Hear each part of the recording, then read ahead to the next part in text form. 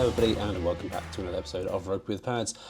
I'm your host Sam and I am broadcasting from a rather dingy and dark hotel room, but cannot miss it, and I didn't want to miss it because this week's going to be exciting. Yes, we are missing out on 4 teams. We had to say goodbye to the Atlanta Falcons, Chicago Bears, Green Bay Packers and the Pittsburgh Steelers for just 1 week, but we have a great slate of games, starting with the game tonight. This is being recorded at 10:40 on Thursday night, so I might actually stay up and watch this, I don't know, maybe not, I've got work tomorrow. But the San Francisco 49ers versus Los Angeles Rams at Rams house, SoFi Stadium. The 49ers are without so many players. It's absolutely ridiculous. Ricky Pearsall out. Obviously, Ayuk is out. Kittle's out. So you're putting up Tongas in a late spot potentially. And you're putting up Christian McCaffrey, but you're not hopeful. Christian McCaffrey is there any weapon, as I see it? Yes, you've got Juwan Jennings maybe playing, although I think he's got a toe injury as well. Kendrick Bourne, maybe. They're going to be stacking the box against us, and they have not really needed to pass rush. Of course, but Brock Purdy as well, so Mac Jones. So it's a lesser team, and I think it's going to be a comfortable win for LA. So LA Rams, you want to have defense out there. You're going to want to have a bit of Puka. Kyron Williams could get a lot of play. Blake Corum could be a flex play potentially. There's a lot of options there and a lot of guys that I'm going to be wanting to take a look at tonight. I think it could be, again, a bit of a damp squib of a Thursday night game, just because I think it's going to be very one-sided.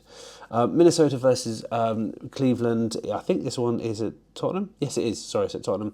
This is your early window, so make sure to get your early players out of your flex spots. Likewise with the Thursday players, as always.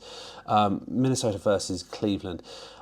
What can I say about this? You've got Dylan Gabriel playing, so expect interceptions. Minnesota is going to come back, and you want to play the Vikings D potentially.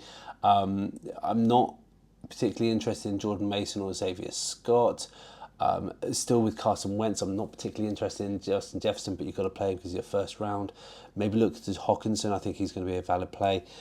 Cleveland, I don't know who it is. Quinton Judkins could get some play, but I think the game script is going to go completely away from them. Harold Fannin is an amazing pass catcher, but there's no one I really want to play here. And unfortunately, I think we're left with circumstances of another rubbish early game. You expect Minnesota to dominate, but not in a flashy way. Right, early slate of games. We've got Vegas Indy. This is Indy's game. You're spooling up all your guys. Pittman is marked as questionable. So does Adonai Mitchell get a chance to take it back again? I don't think he does. And I'm still looking at Daniel Jones as being a good start here against a Vegas team which isn't particularly organised outside of Max Crosby being an absolute superhero. Brock Bowers is a bit MIA. I'm not really liking him in this game against the Indianapolis defence that have caused problems for teams. Although not against the Rams last week, which was great to see. Some of the guys absolutely mocking Cam Bynum in the run backs on some of those touchdowns and big runs as well. Anyway, Vegas, you're looking at Genty, seeing if he can actually make it good. I think this could be a closer game than you think. I think Genty, they've unlocked something there. Expect them to target that, although the Indy run defense isn't necessarily the best in the world. I think you're playing some interesting guys, but I'm really interested in Tyler Warren being the main pass catcher in this one, Adonai Mitchell being a bit of a flyer, and I think the Trey Tucker experience is gone, but could it be someone else? I don't know who it's going to be in Vegas. I would hope they start running the ball through Ashton Genty because we all want that to happen.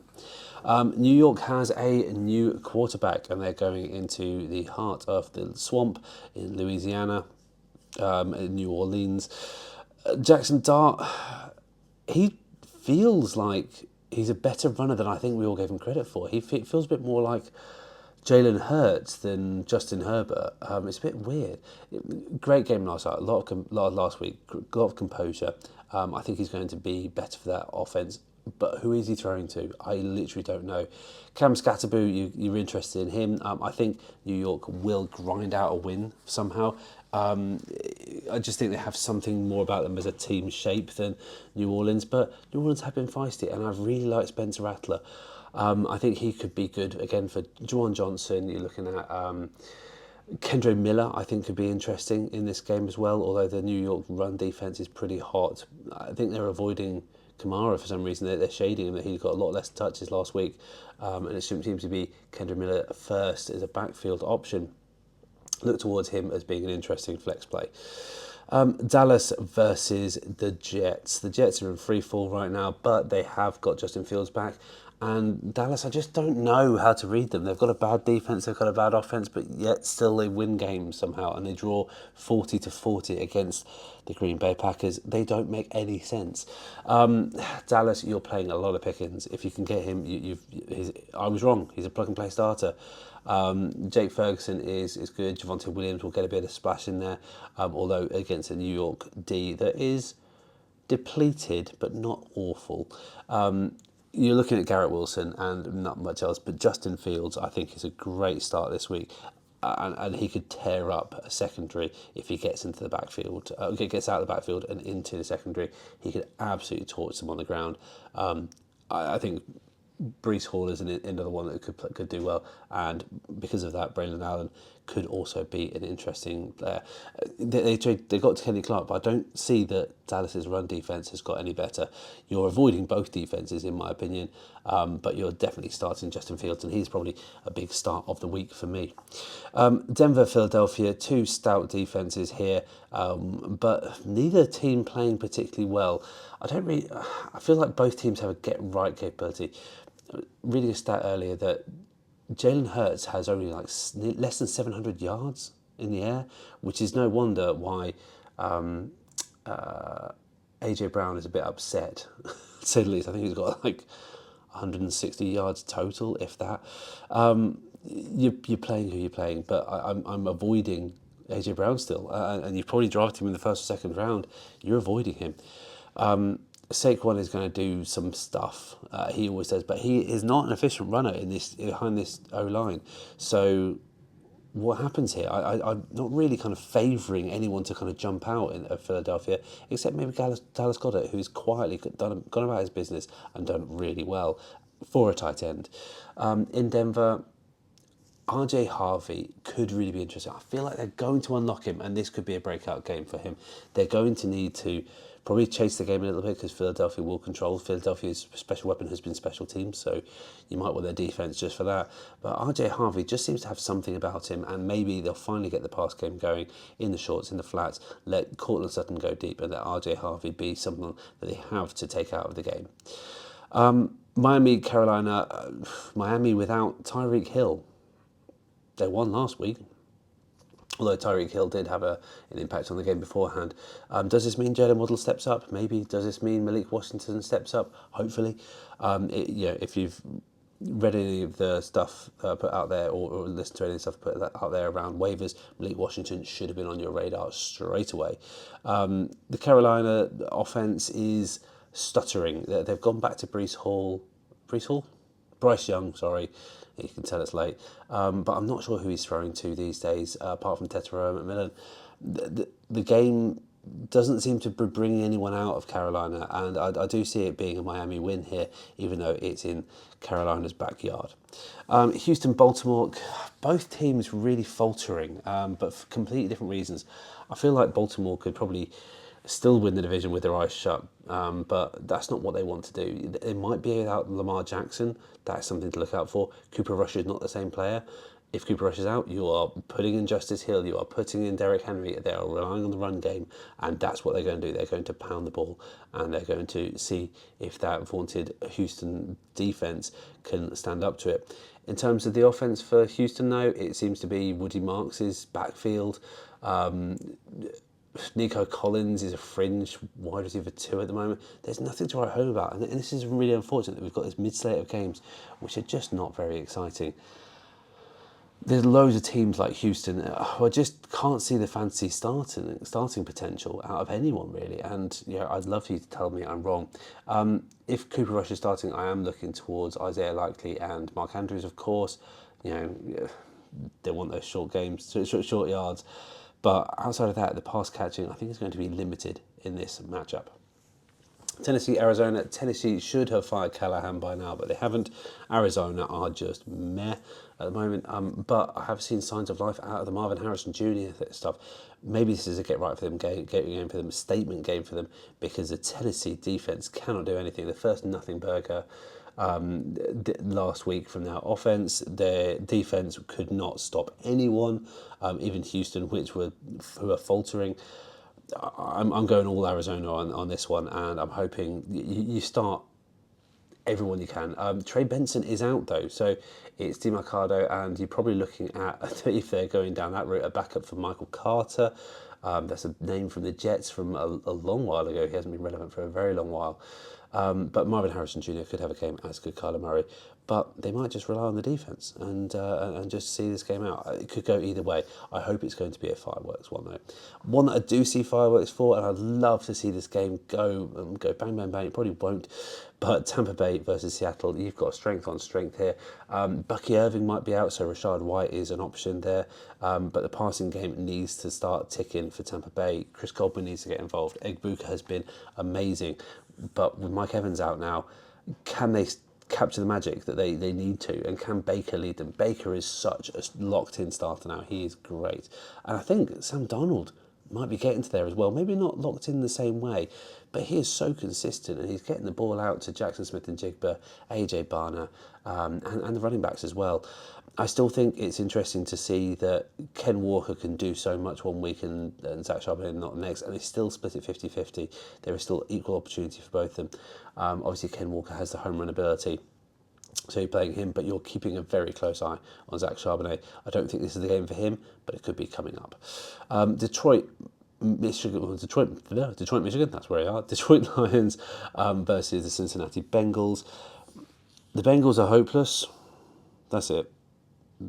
I'm standing down Jamar Chase. I'm standing down everyone. I'm standing down Chase Brown, T. Higgins, Mike Gesicki, anyone on that until they get rid. They need to trade for someone to get out of this. They are possibly the worst team in football currently outside of Tennessee, just because they've lost so much. And Detroit know that. Excuse the cough, sorry. Detroit know that, and they are going to put the hammer to them. This could be a 50-plus point differential at the end of the day, and I hope they do, and I hope they trade for someone. Detroit, you're looking at everyone. Jahmyr Gibbs' game, you're probably avoiding. Oh no, I think against a bad team, against a bad middle run defense. Sorry, you could get Monty playing something. But Simon St. Brown, you might be able to see a bit of Tesla in here as well. But Simon St. Brown, it's Sam Laporta, it's Gibbs, it's Goff. I think they're all going to have a great game. Multi-touchdowns from any and all of them, probably. Two teams who I want to be so much better as well in the next game. Washington, Los Angeles Chargers. Both have so much more potential than they're actually giving. You've got Jaden Daniels back, but you haven't got Terry McLaurin back. You've got Debo, who's been revelatory, and he is so undervalued. So go start Debo, especially when you've got a running offense that is still very much a mixed backfield. Bill, Jacoby Merritt, or whatever his name is, we call him Bill. You've got Chris Rodriguez and another. They're still splitting it 30-30-30. I feel like Merritt seems to be the most productive from the eye, but I don't think he's going to win the backfield shape up. But someone who has a little bit by injury luck, but also by great play, Amarian Hampton for the Los Angeles Chargers. You're starting him against a pretty tough linebacking core in Washington, but you're starting him. Is this a game where McConkey finally breaks out? I don't know, but I'm liking Keenan Allen once again. He seems to be the safety blanket for Herbert, and Herbert needs to get his confidence back after being massively knocked about in New York. But he is a massive starter, and I think both sides of the ball, this could be quite explosive because if Daniels comes back and he shows his clutch gene, which he does have in spades, I could see this being a tight affair and actually testing the Los Angeles defense quite a lot, even though they only have to guard one guy, Debo. But Debo is potentially unguardable in certain situations. In the late matchup, late window, you've got Patriots and an AFC East fair, Patriots versus Buffalo. Patriots are coming into their own, and I'd love to see Diggs do more. And I think this is a bit of a revenge game for Diggs, so I'm starting him. That they're going to spool up some looks for him, particularly against Buffalo. I don't know why it's a really revenge Buffalo, other than they didn't win a championship. But Buffalo, I still can't work out who's going to be number one. Last week, I think by virtue of a touchdown, it was not Khalif Raymond, Khalil Shakir. But I still feel like it should be Keon Coleman. He just doesn't throw to his guys. I'm seeing tight ends out there that I've never looked at. But it is very much James Cook's backfield. You want James Cook. You want, if you can start him, I think it's a good game to start him because every game seems to be a good game to start him. Again, I don't know who the pass catchers are going to be here, except Stephon Diggs. I think Stephon Diggs, after getting like 101 yards last week, is a good look this week. And finally, you've got Kansas City versus the surprise conquerors of the 49ers, Jacksonville Jaguars, last week. Kansas City obviously beat a very mediocre Baltimore team. Jacksonville Jaguars, they beat a very poor 49ers team. I don't think we've seen the best out of either of these teams. I don't think we will either on this one. It's nice to have Worthy back, and you are starting Worthy. You've still got a couple more weeks before Rice comes back. I think it's a good matchup for Kansas City, but Jacksonville could surprise. All they need to get ticking is get Hunter ticking, get Brian Thomas Jr. ticking, get Parker Washington ticking, get Travis Etienne going. They've got more. I think Jacksonville, on the face of it, have much better weapons than KC do. But KC just seemed to find a way on defence to do some horrible, horrible things to teams and tear them apart. It's a Kansas City win, but I think it's going to be a tight game. And there's no real standouts here. I'm going back through it and I'm trying to work out who my starts and sits are. I've already talked about my QB being... I'm going to put my neck out for Justin Fields. I think he's going to perform above expectations. Running back... above expectations. Let me have a think. I think it's Devin Achan. He's an obvious start, although I feel a bit cheap doing that because he was a first or second rounder. But you know what? Sometimes you've got to give yourself a bit of a layup. And I think Devin Achan has all the opportunity because vacated targets so often go to the running back. That's something you could definitely consider. Wide receiver, who am I liking here? Oh, Debo for the second week in a row, Debo.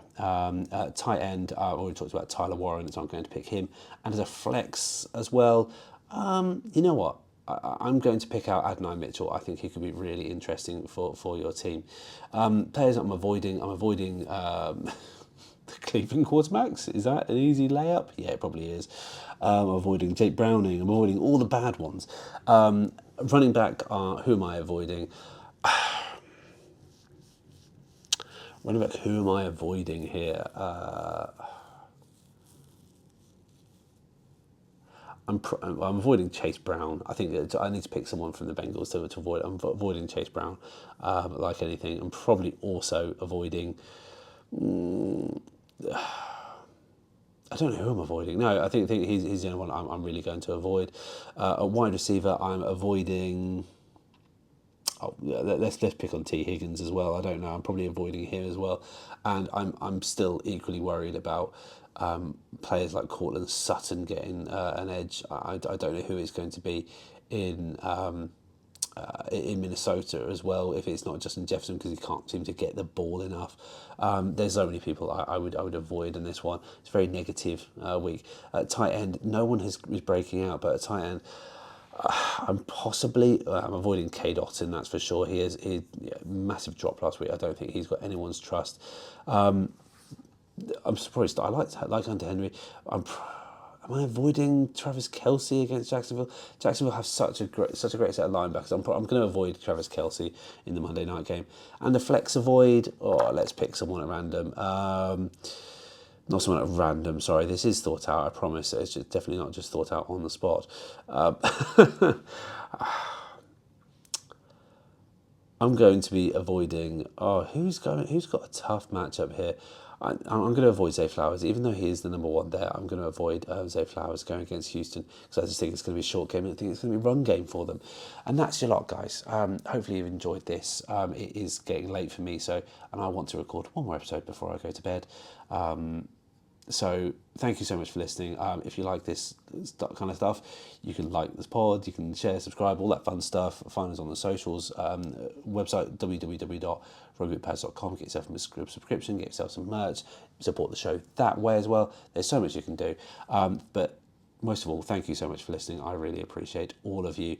And without further ado, I'm going to let you go to bed too. Hopefully your Thursday night will go well and your Sunday as well. So without any more said, I will see you all very soon on the Virtual Gridiron.